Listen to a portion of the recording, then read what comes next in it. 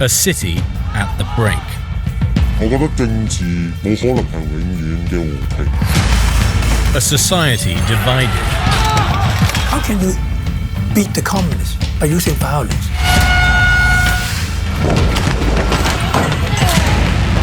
Nobody is above the law. A police force stretched to the limit. Well, I think we're very much caught in the middle of this one. A government overwhelmed. The government's ability to control the narrative was next to zero.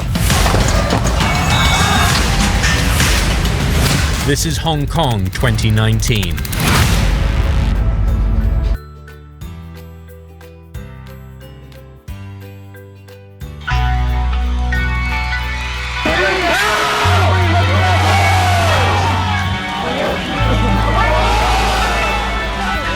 Some officers were just attacked so brutally that it's really unimaginable. You know, ripping gas masks off officers' faces and spraying their face with things like WD-40, motor oil, pepper spray, and then pushing the gas mask back on their face and covering the filter, so that's basically suffocating them.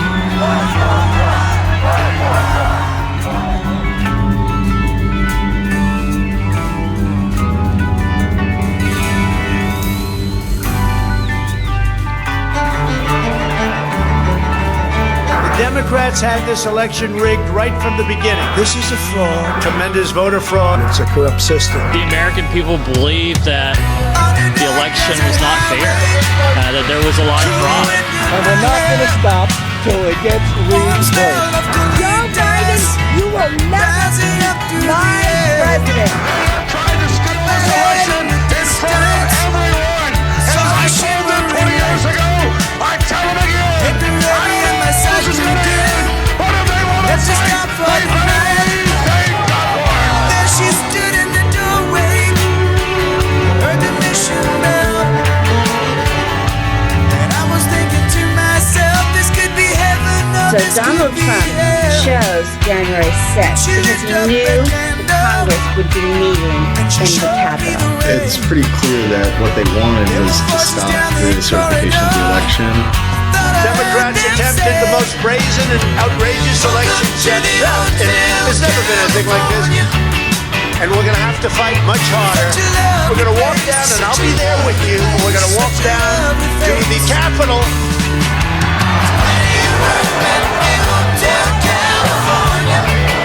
I believe that President Trump invited and incited the mob in plain view because he held a rally by the White House when he invited them to go to the Capitol. You could see all these protesters lining up outside these little fences. So there's probably a few hundred at that point. And a handful of cops, dozens of cops, you know, not enough cops to protesters. Some dance to remember, some dance to forget. So They got in. please bring me back where we haven't had that spirit here since 1969. And still those voices are gone.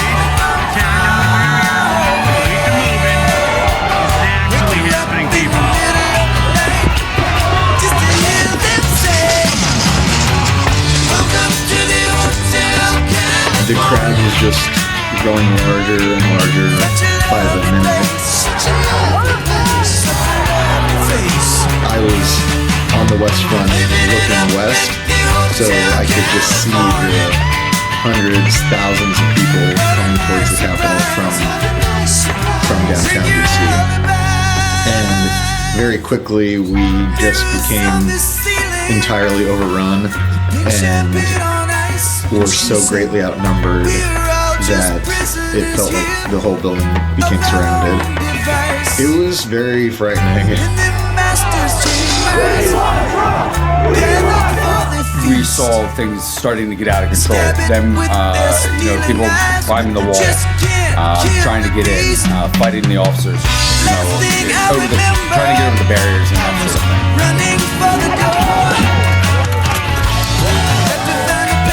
I think they wanted violence against members of Congress because that's what they said. You can check out anytime you like, but you can never leave.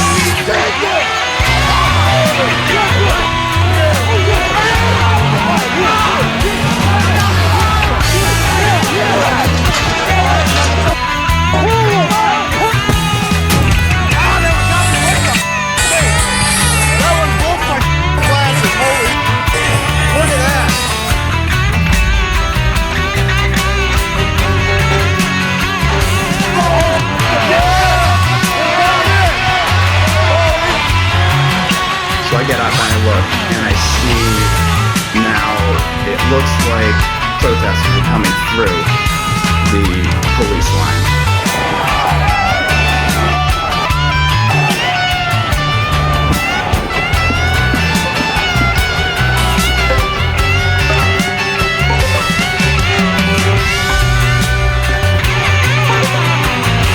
Most of the fights that you saw between the rioters and the police were noticed mostly in that pit. It was almost like a wrestling ring, but that's on the west side. On the east side is where the stairs were. So I'm sitting there in my cab, and there was two Trump supporters, two rioters, jumped over the fence. They rocked back the fence to the point where they actually ran over the Capitol Police Department. I need y'all to protect yourself. It was what felt like thousands of people and very few officers, and it was sort of difficult to move because the crowd was so large. This is insanity! It goes all the way down. So you got a bunch of people in the crowd, they're all packed tightly, they're all pushing forward, they're all trying to get over one another. Somebody falls and you're stepping on your chest or you're crushed up against the wall or something along those lines. Very easily, you can suffer traumatic injury. I thought my